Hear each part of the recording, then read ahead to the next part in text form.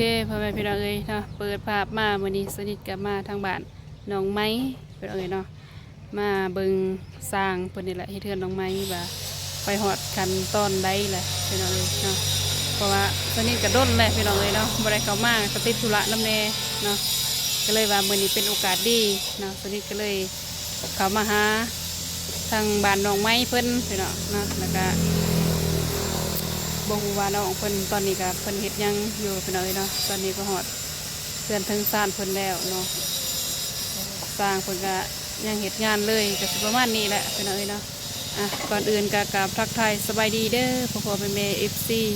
สู่คู่สู่คนเนาะเพราะว่าอยู่ภายในประเทศหรือต่างประเทศพี่น้องก็ยินดีเข้าสู่สองเช้านี้เราไต่เส้นเก่าเส้นเคยพี่น้องเอ้ยเนาะมาพบมาพอกันมื้อนี้อยู่ที่บ้านของน้องไม้เนาะว่าสิเดินทางไปหาทางทีมงานเนาะทางบ่าวสายเพิ่นก็ยังติดธุระอยู่พี่น้องเอ้ยเนาะสาวรุณาก็ยังติดธุระเนาะก็เลยสนิทเข้ามาอัปเดตก่อนพี่น้องเอ้ยเนาะถ้ามีโอกาสก็จังสิเดินทางไปกับทีมงานเพิ่นเนาะก็ไล่มือแหละพี่น้องเอ้ยเนาะบ่ได้เข้าไปนำทีมงานเพิ่นเนาะที่ว่าไปหาถ่ายคลิปถ่ายยังนี่แหละเนาะมื้อนี้ก็เลยเป็นโอกาสดีเนาะก็เลยเข้ามาหาบ้านน้องไม้คือเก่าคือเดิมพี่น้องเอ้ยเนาะโอเคมีแต่ว่าไปอัปเดตเบิ่งในสร้างเพิ่นเฮ็ดเรือนเนาะแล้วก็ไปหาน้องไม้เพิ่นเลยพี่น้องเอ้ยเนาะไปเจ้าพี่น้องเอ้ยเนาะไปเนี่ยไปหาทางน้องไม้เพิ่นเลยว่าเพิ่นเฮ็ดอีหยังอยู่นักแต่งน้องเพิ่นงามอยู่พี่น้องเอ้ยเนาะไปน้องไม้เพิ่นเฮ็ดหยังอยู่เด้สบายดีเด้อเด้อผู้ใหญ่ใจบุญ FC ฟังไทยหรือว่าต่างประเทศอยู่ในบ้านนี้ก็ครับสวัสดีสบายดีเด้อสบายดียามข่อยคำลงแรงเนาะน้องไม้เด้อเฮ็ดหยังอยู่นี่ค่ะเก็บมะเขือเทศเอาเพิ่นให้เก็บมะเขือให้บ่เฮ็ดอาหารแรงบ่ เด้อเฮ็ดอาหารแรงเฮ็ดอาหารแรงให้สร้างเด้อสร้างกินน้ำประจำเลยเนาะเอาเด้อสร้างเพิ่นก็มาคู่มือเลยบ่3 คนคือเก่าอีกเนาะบ่ได้ออกงานไปไสบ่มื้อนี้ไปทางใดก็เลิกเวียกมาไปเฮ็ดงานหยังมื้อนี้ไปตัดมันตัดละมันเขาวันนี้ก็เลิกมากเพราะว่านี่ก็5 โมงแล้วเนาะไปเบิดมือเลยบ่พี่นี่หอตอน10 ค่ำก็เลยว่าอันนี้เขามาเฮือนเนาะ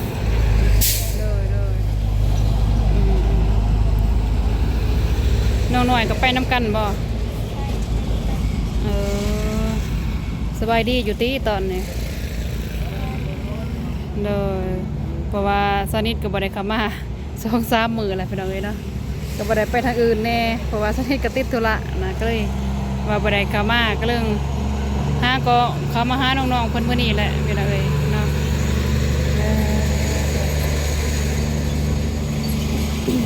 สร้างเพิ่นเฮ็ดคู่มือเลยเนาะล่ะเนาะน้องก็บ่ได้อยู่เรือนนะครับจ้าเราชอบกินเด้อโอเคจะได้เฮาย่างขึ้นไปเบิ่งทางบ้านใหม่ของน้องเลยเนาะโดยว่าสร้างเพิ่นเฮ็ดไปฮอดขั้นตอนใดแหละพี่น้องเอ้ยเนาะก็น่าสงสารทางน้องไม้เพิ่นพี่น้องสู้ซนขนาดช่วงนี้เนาะซื้อเขากิโลกินบ่น้องบ่าเลย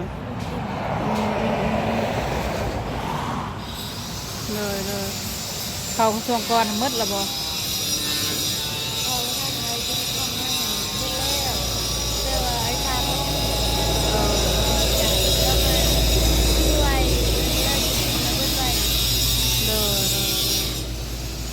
เพราะว่าตอนสร้างเขาก็ยังเฮ็ดอยู่เนาะนี่บ้านเพิ่นพี่น้องเอ้ยควันออก กลุ่มเลยเนาะอืมมุ่งบ่ทันได้แล้วเนาะน้องไม้เนาะบ่แม่นมุ่งพี่น้องเอ้ยเนาะแอมโดย แบบแปดลูกพ่อ โอ้แปลนกับเบิดเลย โดยแปดทั้งไอโบโกแล้วทำพี่ใหญ่ไอโบโกแล้วสวยไปแล้ว อืมสิเฮ็ดจังได้ต่อบัดนี้แปลนก็บ่พอเลย คันบ่มี มันเรียบเลยมันเรียบเลยนะ อืม รถไฟ ตอนนี้ก็ยังบ่ทันได้อันนั้น ไปแล้ว ไปตอนนี้ไปกินเรียนไหน โอเคจะได้ไปเบิ่งทางในสร้างพุ่นเลยเนาะน้องไม้เนาะทางนั้นก็สร้างไปเฮ็ดเลยอยู่เนาะอืมไปให้ทางน้องไม้พาไปเบิ่งเลยโอ้ได้เรื่องเนาะนี่สร้างเพิ่นก็ยังสนทนากันอยู่ไปน้องไม้ขึ้นไปเลยเนาะเลยอืมในสร้างเพิ่นก็ยังเฮ็ดอยู่บ่ทันได้พักงานเนาะเพิ่นก็ได้บ้านของน้องไม้กระต้อในจูดบ่ทันใหม่เนาะน้องไม้เนาะขุดน้ำเด้อขุดแล้วก็จูดอีกนี่ให้มันใหม่ดีๆงามๆโลดมันจังคักเด้อ เลย พี่น้องเอ้ยเนาะเพิ่นท่าซี่ข้างแหน่ได้ดีเนาะเคลือบเงาอะไรพี่น้องเอ้ยนี่ผุเลยอยู่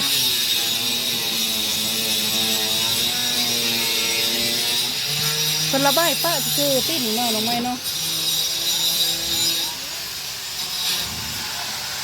เลยคางนี่ก็พี่น้องงามจุบเจือได้เพิ่นลงซีให้นี่ก็โอ้มาลูบก่อนผลระบายซีนอนลงไม้เนาะแล้วระบบเพิ่นระบายลงแบบนี้นี่หึยั่งเหรอแบบเพิ่นอันนั้นซื่อๆเนาะแบบเพิ่นอันนี้เนาะลาบไปซื่อๆเนาะล่ะเนาะ เลย บัดแล้วเพิ่นก็ลงไม้อีกบ่ เลย ซียังเขาเอิ้นซีกะแลตเนาะ ซีกะแลตพี่น้องเอ้ยเนาะทางเทิงก็ไอ้สร้างเพิ่นยังเฮ็ดอยู่พี่น้องไปขึ้นไปทางเทิงเฮือนเลยโอ้เพิ่นเฮ็ดคักเด้ขึ้นมื้อนี้พี่น้องเอ้ยเนาะมางวดก่อนบ่ทันได้แล้วไอ้สร้างเพิ่นเฮ็ดสบายดีเด้อไอ้สร้างเพิ่น สบายดี โดยสบายดีดีก็สร้างคือกันบ่ อันนี้นะกูสมอง สำห้องบ่มาซอยสร้างเพิ่นบ่ เลย ทางเทิงเพิ่นก็ต้องตั้งสบายดีเด้อทางเทิงเพิ่นเด้อ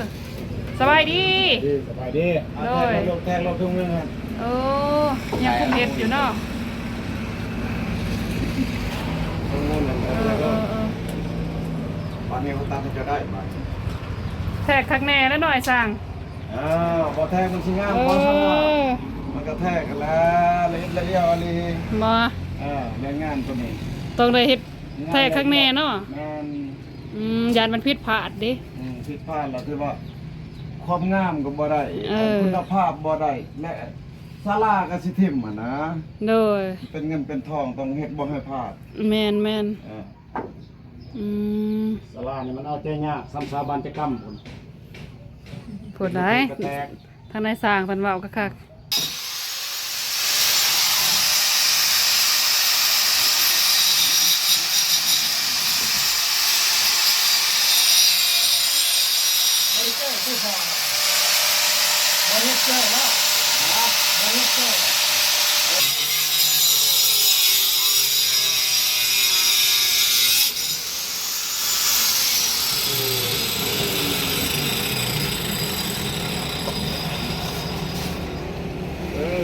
ขอไปเด้อ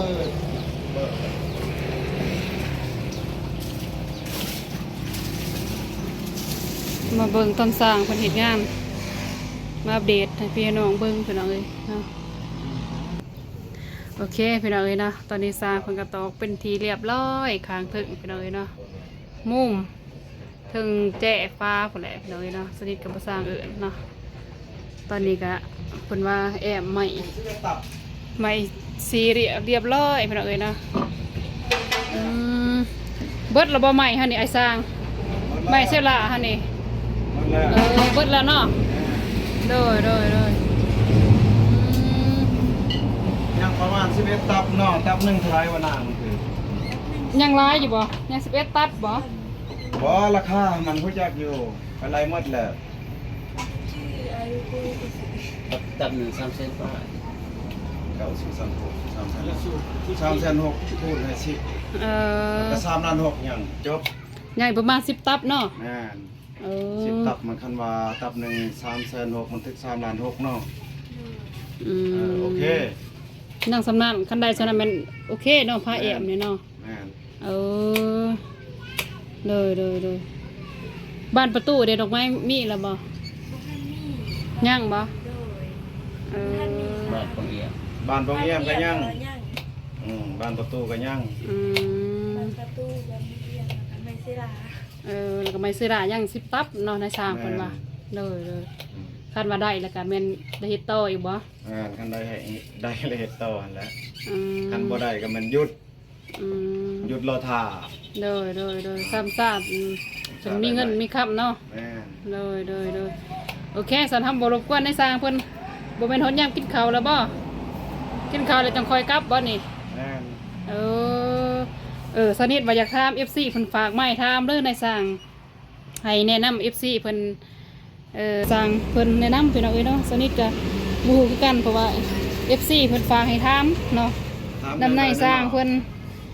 ลูกติง เรื่องลูกติ้งบ่ แม่น ลูกติ้ง คลิปก่อนที่ว่าเฮาถ่ายมานะเพิ่นว่าคือบ่เอาสุดสัวเลย ลูกติ้งเท่านั้นนะ โดย จะได้เบิ่งนี่ตำเพราะว่าเอาตำปอกตัวนี้ คันมันเกินปอกตัวนี้มันก็บังอ่ะนะ มันก็บ่งามเนาะ มันก็บ่งาม อันนี้เนาะ แม่นแล้วมันบัง โดย เด้ โดย เราต้องเอาปอกตำตัวนี้ โดย สั้น แบบคือข้างนี่สูงดีเนาะ แม่นบัดนี้ทางนี้อันมันบ่ค่าปอกแล้วเอาสูงดีซ้ำพอดี โดยใส่สุดสัวเลยเนาะ จ้านั่นน่ะ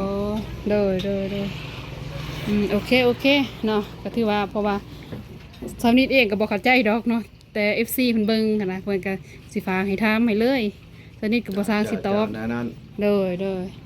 โอเคมีแต่ว่าบางในสร้างเพิ่นก็สิขับมืดแหละเนาะเพิ่นก็เกี่ยมผ้าขาวผ้าหนามแล้วก็สิบ่รบกวนในสร้างเลยขอบคุณขอบใจหลายๆเด้อ โชคดี เลยเสิร์ฟพี่น้องเอ้ยเนาะตอนนี้สร้างเพิ่นก็เลิกเวียกเป็นทีเรียบร้อยหากินข้าวกินน้ำแล้วน้องไม้นะ โดย เฮ็ดหยังกินให้สร้างเพิ่นบ่นี่ ผมพัก ต้มผัก โดย สร้างเพิ่นก็กินได้อยู่ดอกเนาะ โดย เดินไปเบิ่งให้พี่น้อง FC เบิ่งบ้านน้องไม้พี่น้องเอ้ยนี่บ่อนที่บ่ทันได้เพาะค่ะ โดย แอบจะส่งนาซื่อๆได้นี่เนาะ เป็นแอร์พ่อไปส่ง เด้อพี่น้องเอ้ยเลาะเบิ่งข้างนี้อีก บ้านสติ เด้อยังบ่ทันเพียงพอนั่นล่ะเนาะ โดย ยังดาดลังพี่น้องเอ้ยเนาะน้องไม้พุทธแอมก่อนทางนาเนาะน้องไม้เนาะ โดยเอ็มเบิ้งคะแนน เด้อถ้าว่ามีงบก็ได้เฮ็ดต่อเนาะ โดย ถ้า จะได้ยก อืมสร้างไปเฮ็ดให้ก็คักก็ได้น้องไม้เอ้ยเนาะโอ้นางได้อยู่บ่ทางนี้น้องไม้ ได้ มานั่งอยู่บ้านน้องไม้พี่น้องเอ้ยเนาะวิวนี่ก็คันถ้าว่าแล้วนี่ก็งามดีได้น้องไม้เนาะ นอน เพิ่นลงสีไว้มองอันนั้นพี่น้องเอ้ยเนาะนกติงเพิ่นแต่ก็บ่ทันได้แล้วดอกเพียงแต่เพิ่นลงปลาไว้ซื่อๆเนาะให้มันได้อีกสั้นหนึง โดยกะเล็ด ลงสีกะแลต โดย ยังสิลงอีก3ซองเนาะ ยังซีโร่อีก32 เอยังบ่พอสำในสร้างไอ้สร้างเพิ่นว่าและมาอีกอะมาอีเสระเนาะน้องไม้เนาะ โดย โดยถ้าว่าบ่มีก็สิได้โจะอีกบ่ ได้โจ้ อืม บ่มีหนังบ่ได้เฮ็ดต่อ โดย คันบ่มีก็สิได้โจ้สิมีและบ่มีเงินมีคำ โดย อีกอย่างหนูไปรับจ้างก็ ซื้อเขากิโลกินแล้วก็ซื้อของกินให้ไอ้สร้างกิน อืม อีกอย่างเนาะก็บ่ได้ทำบ่ได้เฮียน แบบบ่มีเงินสิเฮียนต่อก็เลยออกมาหารับจ้างมาไปพ่อแม่รอสิเมีย อืมถ้ามีเงินใครก็ได้เฮียนนั่นล่ะเนาะ โดย อืมออกแต่เฮียนมานี่จักปีเลย 2 ปีแล้ว 2 ปีแล้วบ่ โดยน้องห้าเฮ็ดเวียกอะแต่ที่ห้ารับจ้างมาบายแล้วก็ได้9 ปี อืมแต่อายุ9 ปีพุ่น โดย อ๋อเป็นเอาล่ะตอนนี้ก็จักปีเลยตอนนี้ 16 ปีแล้ว 16แล้วได้เนาะ โดย เลยเพราะว่าสนิทกับเบิ่งอยู่ในคลิปบ่เตียงแต่ว่าก็บ่อยากมาถามน้องตัวจริงอะนะเพราะว่าก็มีอยู่ FC เพิ่นที่ว่าผู้เพิ่นเข้ามาใหม่อะเนาะแต่ก็บ่ได้รู้เลยอืมสู้ชีวิตขนาดนั้นกูมื้อนี้เนาะ โดยสู่ชีวิตหารับจ้างมาบายนี่แหละ เลย บ่มีดินบ่มีดอนบ่มีส่วนหนึง เลยใส่ชีวิตแบบทุกอย่างลำบากเนาะล่ะเนาะ โดย ความฝันน้องอยากได้สุดๆตอนนี้น้องอยากได้อิหยัง อยากได้เขากินอะไรอยากให้เงินแล้ว อยากให้เงินแล้ว โดย อืมถ้าเงินแล้วก็ดีใจเดี๋ยวแม่นบ่ โดย สุดๆเลยเดี๋ยววันนี้ ที่สุดเลยน้องแต่บ่มีอีกอย่างแต่บ่มีของกินนำ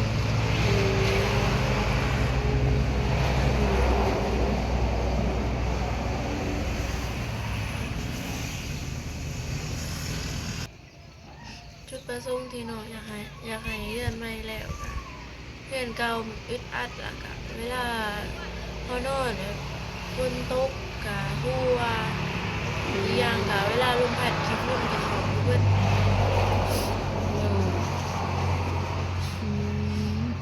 คันเรามาน้องเพิ่นก็น้ำตาซึมโลดพี่น้องเอ้ยเนาะ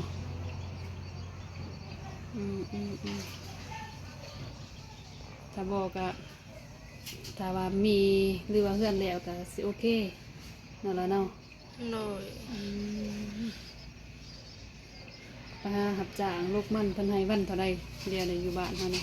วันละแสน วันละแสน เลย อืมสิพ่อบ่ซื้อแนวกินได้ยากในสร้างเพิ่น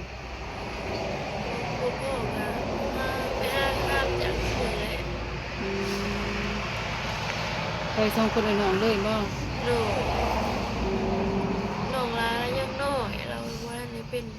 เราพันในเรายังเหียนอยู่ อืมไปสองคนไอ้น้องไปกับน้องไม้กับน้องหน่อยบ่ โดยไปคู่มือ อืม บางมือก็เลิก5 โมงไปเรียกบางมือก็เลิก4 โมงตามในหนาเราตามหัวหนา อืมตามเขาไปเดินเนาะ โดย อืม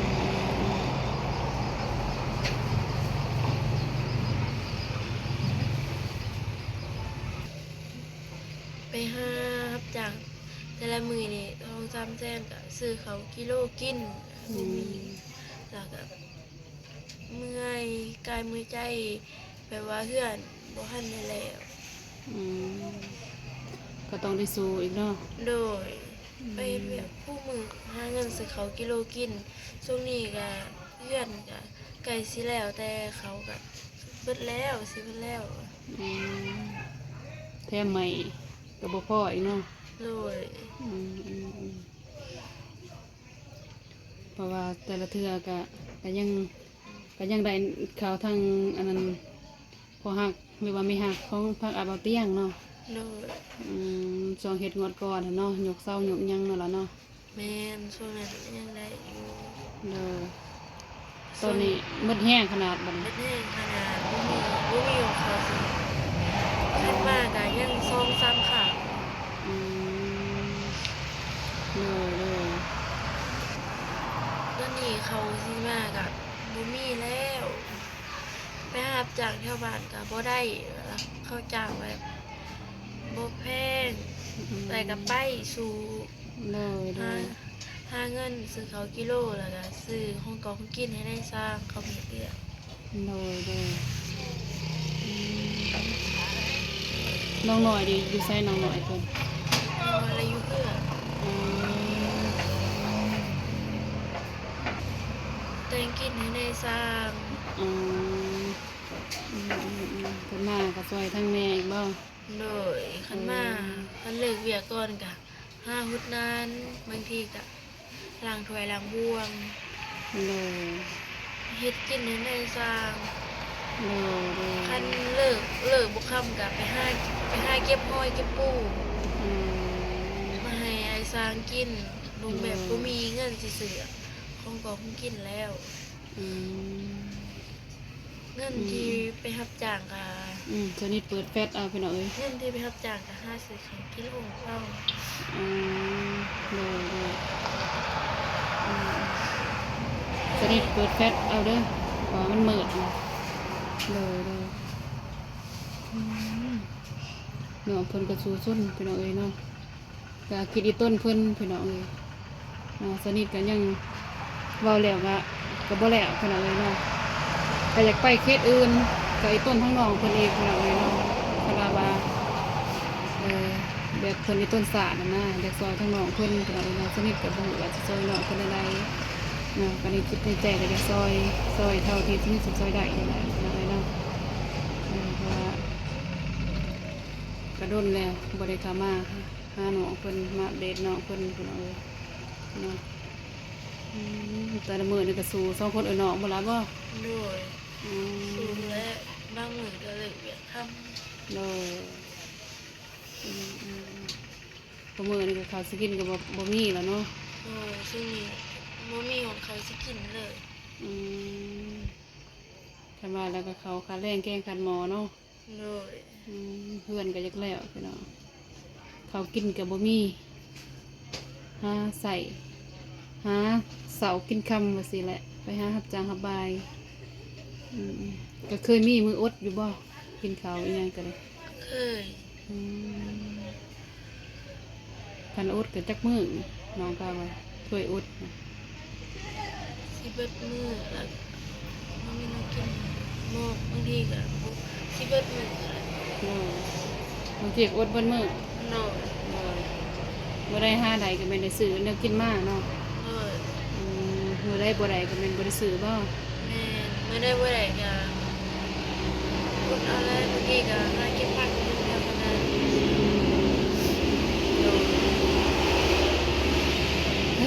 พี่น้องเอ้ยเนาะชีวิตก็จักสว่าจังไดเนาะช่วงก่อนไปต้นน้องเพิ่นเนาะชีวิตก็เอาทั้งน้องเพิ่นนี่แหละไปซอยเวียกซอยงานพี่น้องเอ้ยเนาะเพราะว่าสนิทก็บ่ทวงบ่ทันนะคือเห็นทางครอบครัวเพิ่นแน่น้อยๆก็พอเพิ่นได้มีเวียกเฮ็ดงานทำพอได้ซื้อแนวกินแนวยากเนาะล่ะเนาะ โดย เลยโอเคนี่ก็ทำมือตื้อตาเลยวันนี้สนะสาวกับบ่มีหยังมาให้ทางน้องนุ่งเด้อล่ะเด้อ โดย มีแต่ทำขอบมุกขอบใจนี่แหละทางเอื้อยกับขอบมุกขอบใจทางน้องคือกันเนาะเพิ่นจะได้กับสู้ๆเด้อล่ะเด้อ โดย เด้อถ้าว่าคือน้องว่าแหละจุดประสงค์อยากให้เฮ็ดแล้วเนาะถ้าว่าบ่แล้วก็บ่เป็นหยังก็สู้ต่อไปซ้ำซ่ามีเงินใช้แล้วก็จังคอยเฮ็ดต่อเด้อล่ะเด้อ เลยสู้ชีวิตไปนี่แหละเนาะแต่เอื้อเองก็ยังสู้คือกันเพื่อสิฮอดจนฮอดวันนี้ความทุกข์มันบ่ได้ปานนี้ไผได้เนาะถ้าเป็นไปได้ก็บ่มีไผดอกสิอยากทุกข์หั้นนะสิบ่มีไผดอกสิบ่อยาก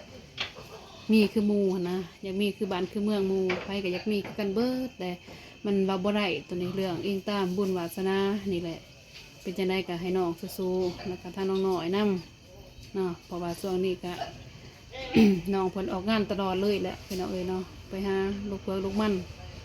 เนาะงานใดที่ว่าจ้างน้องเพิ่นก็เฮ็ดเบิดพี่น้องเอ้ยเนาะก็น่าสงสาร